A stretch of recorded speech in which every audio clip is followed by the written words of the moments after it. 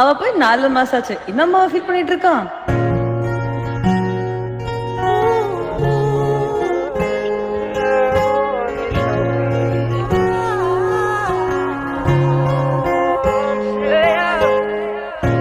கண்ணிலே கண்ணீரிலே